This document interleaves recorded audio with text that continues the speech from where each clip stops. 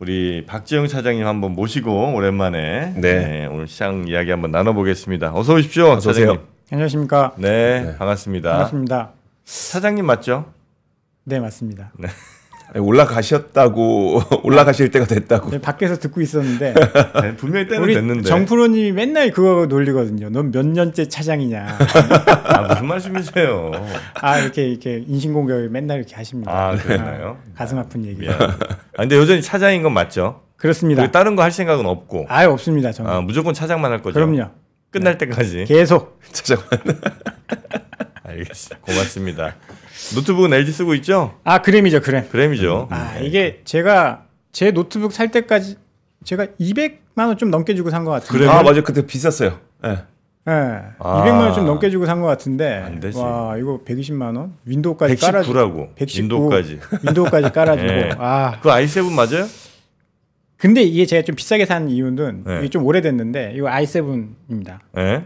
네. 몇 인치죠? 이게요? 터치 스크린 돼요? 그거 안 되죠. 이게 되잖아. 너무 좋네. 되잖아 이거는. 자 그럼 뭐 시장 어제 시장 잠깐 마무리하면서 네. 볼까요? 정리 좀 이제 할까요? 어제 시장은 되게 우울했었는데 네. 어제 이제 전강 후약으로 끝나서 굉장히 우울했었는데 그래도 오늘 이제 미국 증시 많이 올랐으니까 그다음에 정치적인 리스크 이런 것들 많이 해결됐으니까 좀 좋아지지 않을까라는 생각이고 어제 시장을 보면 분명히 장 초반에는 미국 증시 뭐 안 좋진 않았죠. 이제 어저께 그러니까 오늘이 16일이죠. 네. 14일 미국 증시는 이제 나스닥이 약간 약보합이었어요. 네. M7이 많이 빠지면서 네. 좀 걱정하면서 시작했는데 우리 증시는 거의 1% 상승하면서 출발을 했거든요. 외국인이 초반에는 주식을 많이 샀습니다. 1,000억 가까이 매수를 하면서 강세로 출발했는데 이게 검은색이 지수인데 지수가 쭉쭉쭉쭉 밀리죠. 네. 외국인도 초반에 샀다가 그냥 쭉 팔아버리고 오른쪽이 이제 기관 수급이랑 지수 차트인데 네. 요 까만 지수가 그냥 쭉 밀립니다. 똑같이. 네. 기관도 한 1시간 11시까지는 그렇게 크게 매도를 안 하고 그냥 눈치만 보고 있다가 여기서부터 그냥 확 털어냈습니다. 어제 뭐 정치적인 이벤트가 좀 있긴 있었죠. 네. 그런 것들이 영향을 좀 미쳤는데 일반 투자자들은 그 당시 12월에 정치 상황을 봤을 때 이제 계엄이 터졌을 때는 주가가 박살났고 그다음에 뭐 탄핵이 뭐 됐을 때는 주가가 올랐고 그런 경험이 있어서 야, 이 정치적인 문제가 해결되면 올라갈 것이다라고 기대한 분들도 좀 있었겠지만 시장은 전혀 그런 거 없이 그냥 조금 쭉 밀려 나갔다. 네. 어제 수급을 보면 이제 외국인이 이제 현물은 매수를 했습니다. 현물은 매수를 했는데 선물 쪽에서 조금 좋지 않았었고요. 기관이 2,590억이나 순 매도를 했습니다. 기관이? 네. 왜? 뭐 기관이 왜냐라고는 뭐 사실 확인할 수는 없지만 제가 지금 한 20년 동안 이제 외국인과 기관의 수급을 봤을 때 네. 기관은 뭔가 찝찝하면 그냥 팝니다. 이게 뭐 어떤 해석의 여지가 있고 시간이 지나면 어쩌다 이런 것보다는 네. 뭔가 찝찝하면 그냥 매도하는 경향이 있습니다. 약간 쫄보 스타일. 왜냐면 저도 이제 직장 생활 20년 차인데 네. 무언가 문제가 있는데 액션을 취했어요. 네. 액션을 안 취했어. 괜찮아질 것 같아. 내가 생각했을 때. 그랬다 이제. 뭐가 잘못됐어. 그럼 그럼 위에 사람이 너는 이거 안 하고 뭐 했냐. 이런 뉴스 나왔는데 근데 제가 생각했을 때 네 생각이 뭐가 중요하냐. 그렇죠. 이렇게 되거든요. 그거죠. 네. 기관 투자자들도 마찬가지란 말이에요. 책임지기 싫으니까. 그러니까 뭔가 액션을 취해야 그 다음에 다시 자기가 들어가더라도. 다시 들어가더라도 면피를 할 수 있어서 네. 뭐 그런 움직임이 좀 있었을 수도 있고 1월달 작년 말부터 장이 안 좋을 때 기관들이 많이 샀어요. 네. 근데 이제 몇몇 종목들은 주가가 많이 올라왔거든요. 네. 그런 것들에 대한 되돌림이 조금 있었던 것 같고 어젠 장이 안 좋았는데 몇몇 업종들은 굉장히 좋았습니다. 그러니까 코스피는 약보합으로 끝났거든요. 예. 근데 하락 종목 수가 훨씬 많았는데 그 이유가 여기 이제 수급에 보시면 어제 중공업의 날이었습니다. 조선이 요새 우리나라 시장은 굉장히 안 좋은데 조선 업종은 정말 미친 듯이 올라가고 있거든요. 네. 어제 이제 삼성중공업, 하나오션 이게 왼쪽이 이제 외국인 그 코스피 수급입니다. 순매수 네. 상위. 삼성중공업, 하나오션, 그다음에 하이닉스도 어제 상승을 했어요. 뭐 어제 수급이 좀 안 좋았음에도 불구하고 이쪽에 매수가 들어오면서 주가가 급등을 했고요. 뭐 전력 설비 뭐 작은 기업인데 산일전기 같은 게 뭐 151억이나 들어왔고 HMM, 효성중공업 이런 쪽이 주가가 수급이 들어오면서 주가가 굉장히 좋았고요. 코스닥 쪽에서는 리아켐바이오, 에코프로비엠 그러니까 코스닥의 시총 상위죠. 코스닥의 시총 상위가 이제 1위가 알테오젠이니까 이제 바이오, 네. 2위가 2차전지, 에코프로비엠. 그렇죠. 네. 이쪽으로 이제 수급이 조금 들어오면서 뭐 코스닥 쪽에서는 뭐 조금의 차별화가 조금 나왔었다. 그렇게 좀 볼 수 있을 것 같습니다. 수급은 이렇게 좀 정리를 좀 할 수 있을 것 같고요. 네, 조선이랑 바이오, 2차전지 쪽이 수급이 네. 좀 괜찮았고 그다음에 뭐 조선 전력 설비 네. 이런 쪽들 굉장히 어제 특징적으로 좋은 하루였습니다. 조선은 뭐 조선 얘기가 뭐 많이 있었긴 했는데 역시 방산 요쪽으로 연계된 새로운 어떤 시장 내지는 새로운 수익 모델 이제 이게 자리 잡는 거 아니냐 요 기대가 좀 있는 거죠 계속. 일단 그거에 플러스 어제 보니까 이제 미국이 중국에 대한 규제를 엄청 많이 했더라고요. 네. 그거 관련된 종목들이 또 많이 업종들이 많이 올랐거든요. 보면 우리가 반도체가 제가 정확히는 기억 안 나요. 한 7년 전에 중국의 반도체 굴기가 있었던 네. 칭화윤리에서 막 반도체 막 하고 그랬을 때 저희가 이제 위기감을 굉장히 많이 느꼈거든요. 왜냐하면 모든 산업이 다 그렇게 되잖아요. 반도체 미국에서 시작해서 일본으로 갔다가 네. 일본에서 이제 한국으로 이제 그렇죠. 동아시아로 넘어온 거고 이제 그것도 이제 과거의 많은 산업들처럼 이제 중국으로 넘어가는 거 아니냐. 중국이 워낙 이제 돈을 많이 쏟아 부으면 네. 그랬는데 중국이 생각보다 반도체가 늦어진 거는 미국의 규제, 반도체 규제. 어제 조선이 급등한 것도 그런 영향이 조금 있었던 것 같습니다. 어제 이제 보고서를 하나 좀 보면 1월 10일 날 미국의 재무부 해외자산 통제국에 따르면 중국의 위슨이라는 조선소가 있어요. 여기가 이제 유일한 FLNG, 부유식 LNG 하는 만드는 그 업체인데 러시아 관련 제재 대상에 등재가 됐다라고 합니다. 사유가 러시아 아틱 LNG2 프로젝트에 필요한 발전 모듈 제작을 공급했다라는 거. 이거 반도체랑 똑같잖아요. 네. 엔비디아 너희 미국의 그 중국에 반도체 팔지 마라. 그다음에 ASML 너희 중국에 EUV 팔지 마라. 이런 거랑 똑같잖아요. 화웨이에 장비 납품하지 마라. 네. 그러니까 화웨이가 성장 못하고 그럼 지금 전 세계에서 조선업을 할 수 있는 데가 한국, 일본, 중국인데 네.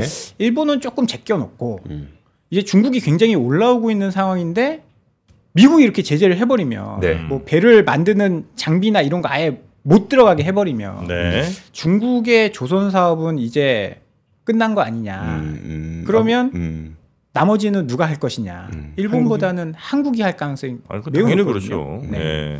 또 FLNG를 삼성중공업이 좀 잘하죠. 잘하죠. 네. 예전에 한번 돈을 띄워 먹어서 삼성중공업이 그때 그 금융위기 이후에 FLNG 수주를 했는데 거기가 계속 설계 변경을 하면서 네. 물건 안 받은 거예요. 맞아요. 경기가 안 좋아지니까. 네. 안 받다가 10년 정도 이제 뒤에 다른데 이제 팔면서 네. 약간 한번 좀 뒤였죠. 그래서 기술력이나 뭐 제조 원가 이런 거는 아마 삼성중공업이 가장 뛰어날 겁니다. 확실히 한번 일을 악무는 순간이 있어야 돼. 한 번 망해봐야 네. 잘 됩니다. 말 조심하시고요. 아니, 거기에서 일하시는 분들 지금 힘들어요. 아니야, 그 뜻이 아니라 한번 실패를 경험해봐야 네. 실패를 경험해봐야 잘 되죠. 그렇지. 네. 성공으로 배울 수 있는 것보다는 실패로 배울 수 있는 게 훨씬 많죠. 맞습니다. 그러면서 어제 삼성중공업도 주가가 급등을 했고 하나오션 같은 종목 이제 최근에 굉장히 좋은데 아까 말씀하셨듯이 방산이나 이런 쪽들도 사실 하나오션이 미국의 조선소를 인수했어요. 네. 필리조 선수. 네. 트럼프 대통령이 항상 협력을 이야기하고 배를 군함을 만들어줄 데가 없다. 정비에 MRO 이런 거 해줄 데가 없다라고 네. 하면서 막 한국 기업들 이제 거론하는 거 보면 이런 쪽이 앞으로 계속 조금 좋아질 수도 있어 보이고 네. 또 비슷한 뉴스가 하나 더 있었습니다. 뭐죠? 그러면서 해운주가 급등했는데 해운. 네. 14일 이제 요건 기사를 제가 가져왔는데 미국 국방부에서 6일 중국 인민해방국과 관련된 연관성이 크다고 판단된 기업들 대상의 중국 군사기업 리스트를 갱신했다라고 합니다. 이거 예전에 하웨이 통신 장비가 중국에 어디 막 그 군대에 어디 들어갔다라고 해서 네. 규제 막 했었잖아요. 그 리스트인 건데 여기에는 CATL도 들어가 있고요. 중국 해양 석유 총공사도 들어가 있고 게임 회사 텐센트 이런 쪽도 들어가 있는데 중국의 해운 기업 코스코가 네. 그러면 지금 이제 중국이나 이런 데 물동량을 많이 담당하고 있는 회사가 이 회사인데 네. 이 회사가 규제를 당한다? 그러면 또 우리나라 해운 기업이 반사이익을 얻을 수 있다. 왜냐하면 해운 기업은 이 버스 노선 같은 네. 거거든요. 네. 이 버스 노선 같은 건데 가까이 있는 회사가 수혜를 받을 수 있지 않을까 이런 기대감이 나오면서 어제 HMM 같은 종목들이 큰 폭으로 상승을 했습니다. 네.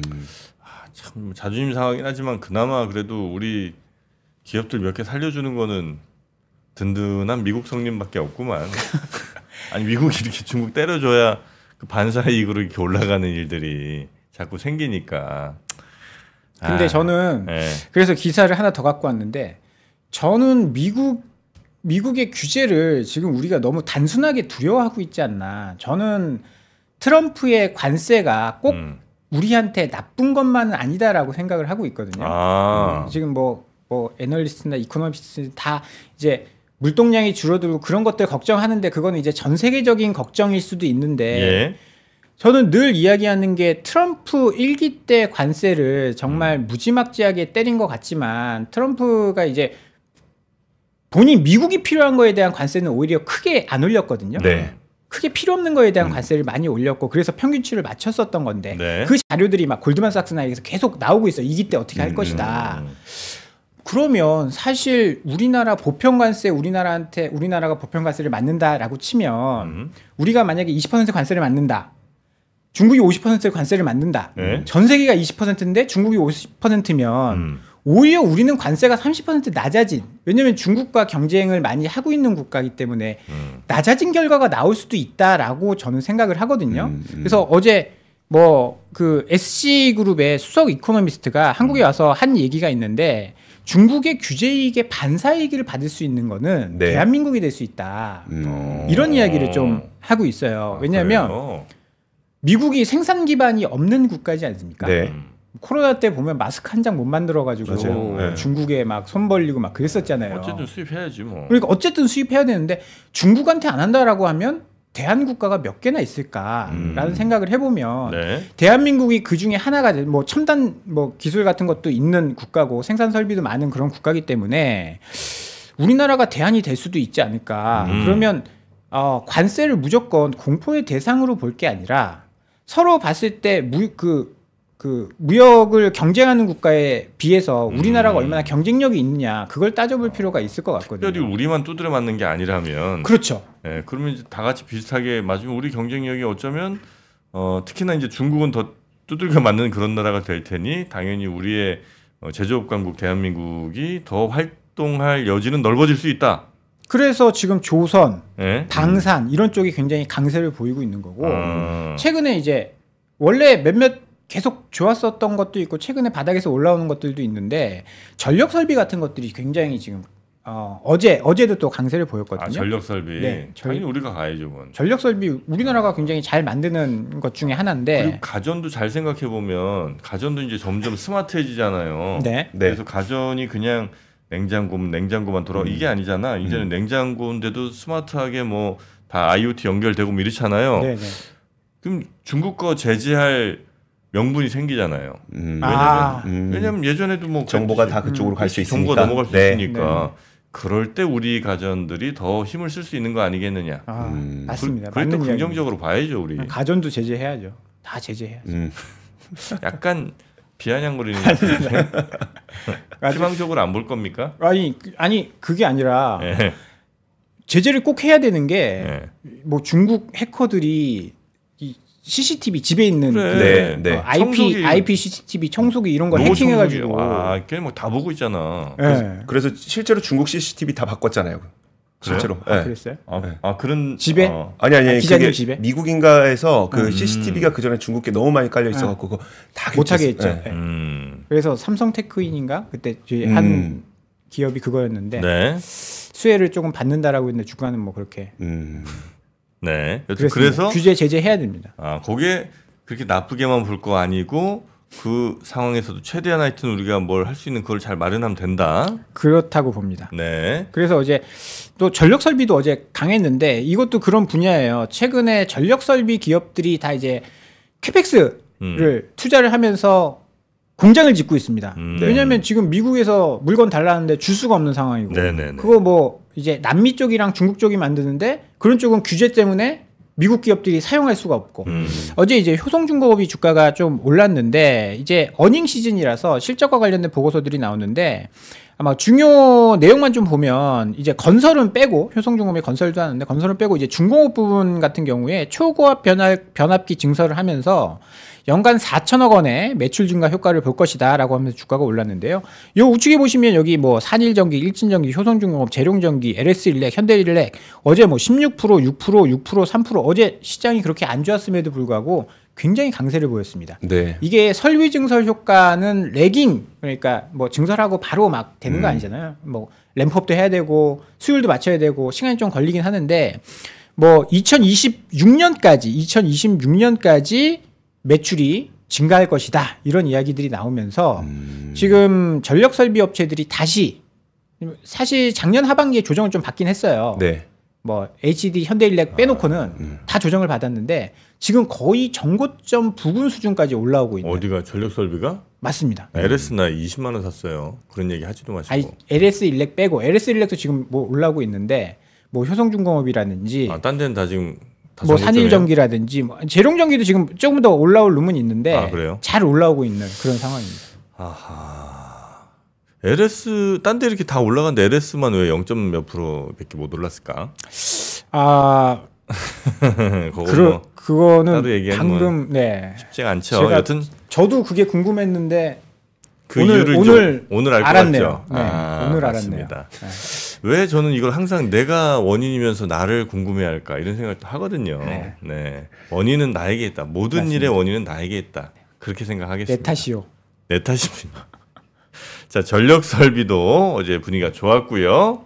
그리고 어제 이제 특징주 중에 이제 칩셋 미디어라는 종목이 장중에 굉장히 많이 올랐는데 요새 AI 반도체나 반도체에 좀 관심이 많은데 우리나라는 지금 주가는 별로 안 좋은 상황이에요. SK 하이닉스나 삼성전자나 별로 안 좋은데 만약에 이 분야가 좀 회복이 된다라고 한다면 저는 관심 있게 보는 게 에이직 반도체. 네. 지금 작년에 미국 같은 경우에는 브로드컴이 막 급등했었잖아요. 네. 에이직 반도체 관련해서 그러니까 본인들이 이제 설계를 하는 보면 그러니까 에이직 반도체에 대해 그냥 간단하게만 말씀드리면 맞춤형 반도체라는 거예요. 네. 우리가 지금 그 그램에는 뭐가 들어가 있습니까? 그램에? 네, 어떤? 그램에는 반도체 반도체? CPU가 뭐가 들어가 있죠? i7 인텔. 그렇죠. 네. 인텔께 들어가죠. 예. 우리는 예전에 그게 다 모든 PC에는 인텔 칩이 들어갔습니다. 그래야 정석이었죠. 그렇죠. 네. 근데 지금은 몇몇 큰 기업들은 자기네들이 반도체를 설계해서 만들어서 넣어요. 대표적인 게 이제 애플. 네, 맞아요. 근데 이제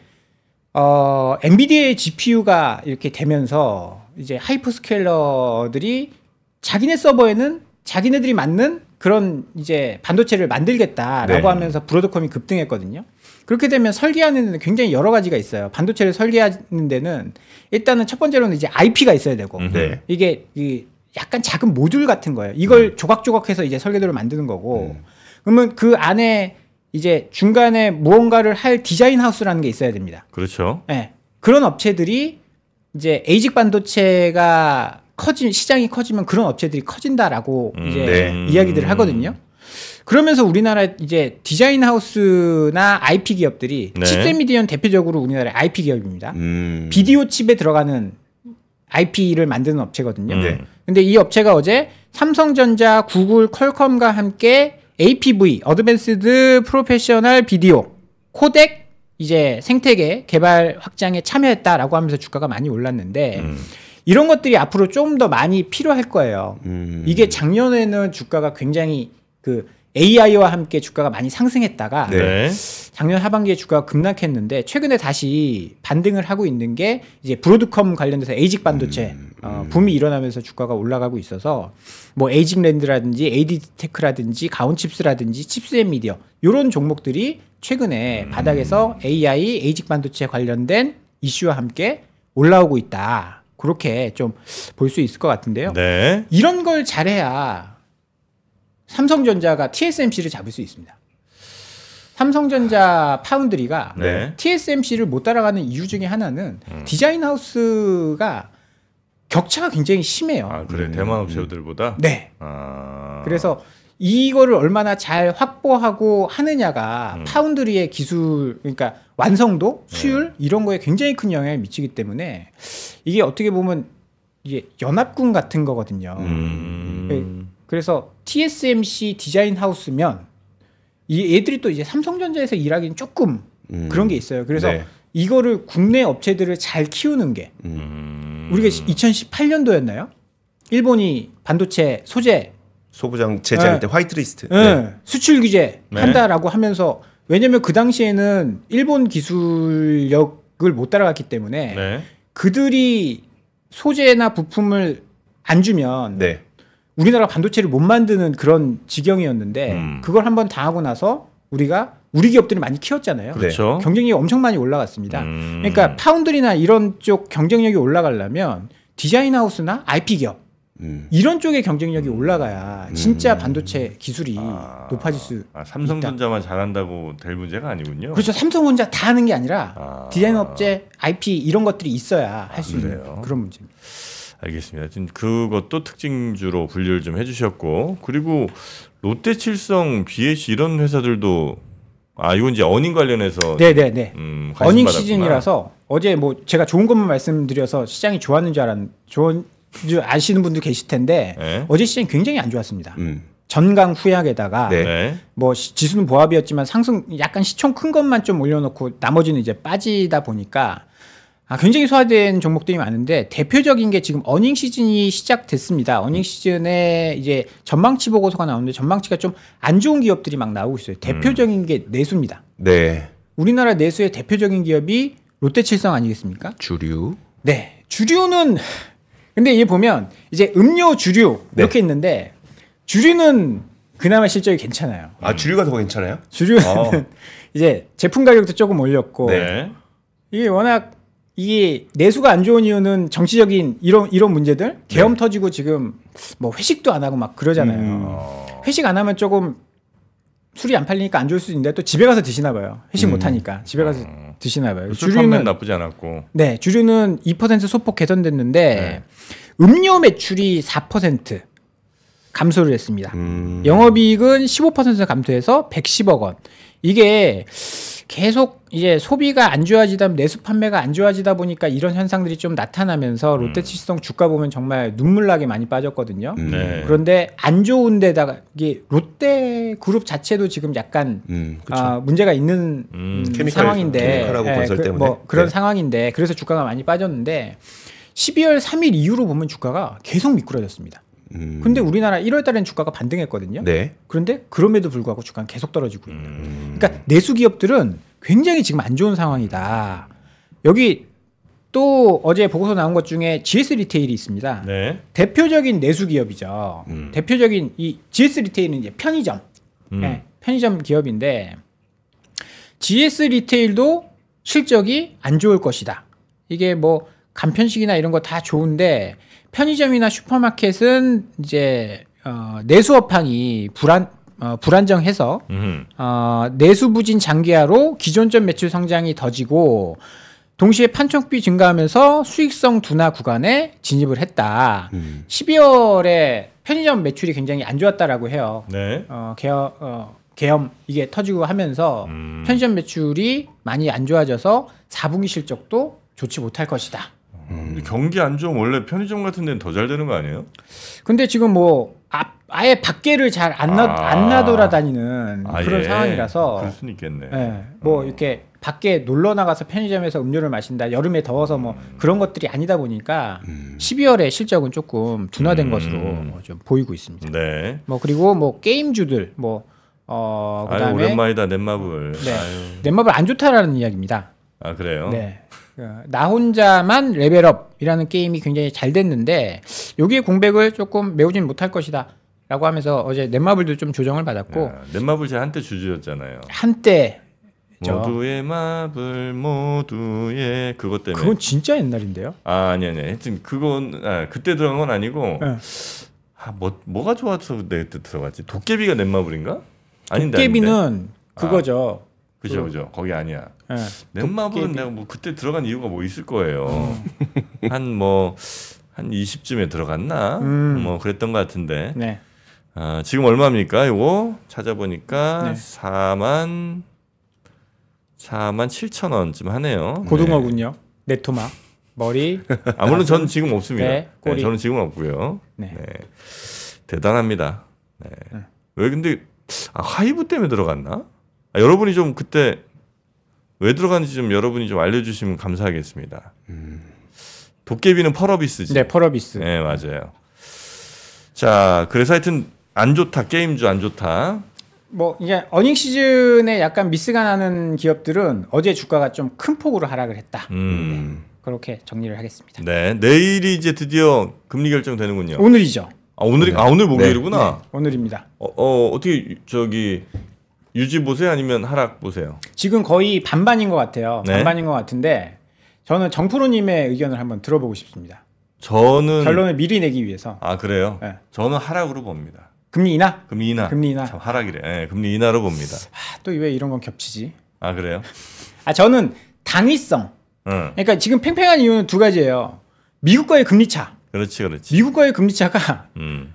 마이너스 1.9%입니다. 190bp. 네. 역대 최대로 벌어졌어요. 이건 뭐 말도 안 되는. 이제 원래는 이제 우리나라 금리가 더 높아야 되는 건데 지금 약간 비정상적인 상황으로 인해서 미국도 이제 비정상적으로 금리가 높죠. 그렇죠. 네. 우리는 약간 비정상적이라고 보기보다는 상황을 감안해서 많이 떨어졌고 그래서 차이가 너무 많이 난다. 그다음에 환율. 제가 이제 영업점에 있으니까 영업점에 고객님들 이제 뭐 이야기해 보면 1,450원에서 뭘 한다라는 얘기냐. 1,450원이 말이 되냐. 그런 이야기들을 하시거든요. 네. 환율이 너무 많이 올랐어요. 그럼 여기서 금리를 더 내려요? 금리 더 내려면 환율 더 올라갈 텐데 하늘에서는 이제 그 걱정을 할 거고. 네. 그런데 이제 뭐 정프로님이나 저처럼 이제 내려야 된다라고 하는 논리는 경기가 이렇게 안 좋은데 안이 내릴 수 없다. 그럼 다 죽일 거야? 다 죽은 다음에 환율 그거 안정되고 하면 뭐해? 일단 살고 봐야지. 이게 경기가 너무 안 좋으니까. 네. 그리고 뭐 내수가 이렇게 사실 정부의 역할이 그런 거 하라고 있는 거잖아요. 서민들 경제 어려워지면 뭐 돈 좀 풀어서 이제 살리고 뭐 그런 거 하라고 있는 건데 여기서 타이밍을 한번 놓쳐서 그러니까 내수라는 거는 심리적인 게 굉장히 중요한 거거든요. 네. 지금 중국 보면 중국 뭔 짓을 해도 내수가 안 살아나잖아요. 그렇죠. 코로나 때 아주 박살을 내놨기 때문에 중국 인민들이 뭐 하려고 해도 너희 나오지 마. 너희 나오지 마. 경기 안 좋은데요? 부동산 죽는데요? 너희가 알아서 해.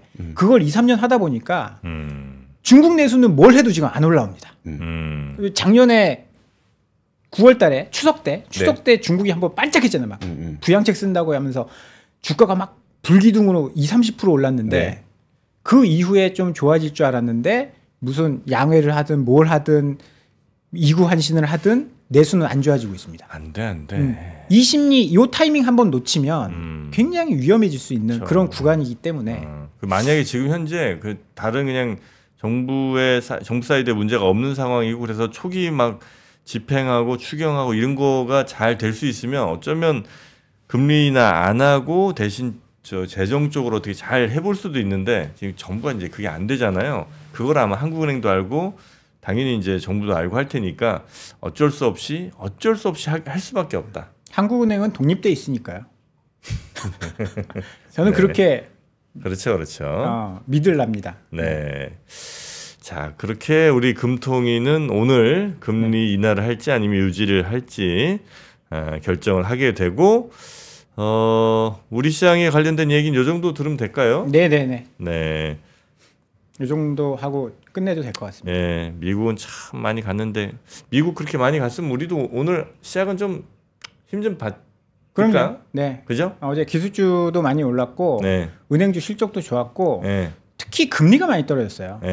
미국의 시중 10년물 금리가 급락했기 때문에 네. 아마 미국 금리 올라가는 게 우리한테 굉장히 부담이었었던 그렇죠. 부담이었는데 이게 해소됐기 때문에 우리도 좀 올라갈 가능성이 높다라고 봅니다. 왜냐하면 제가 1월 달에 우리 시장이 굉장히 강했었어요. 네. 지난주에. 그걸 딱 보고 나서 느낀 게 야, 이제 더 이상 팔 사람이 없구나. 요만큼 사도 이렇게 올라가는데 팔 사람이 없기 때문에 뭐 조금만 수급 들어오면 올라갈 겁니다. 네. 알겠습니다.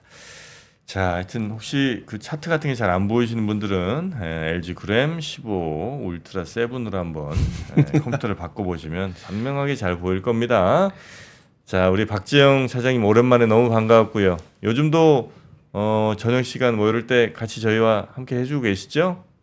이렇게 관심이 없으세요. 제가 제발 좀 해달라는 얘기입니다. 아, 네, 알겠습니다. 네. 자, 우리 박지영 차장님 자주 좀 뵙기를 바라면서 오늘은 여기서 인사드리고 다음 시간에 뵙겠습니다. 감사합니다. 고맙습니다. 감사합니다. 삶의 격을 높이는 9가지 지혜를 함께 나눕니다. 위즈덤 칼리지 시즌 2 영상 아래 링크를 클릭하시면 자세한 내용을 확인하실 수 있습니다.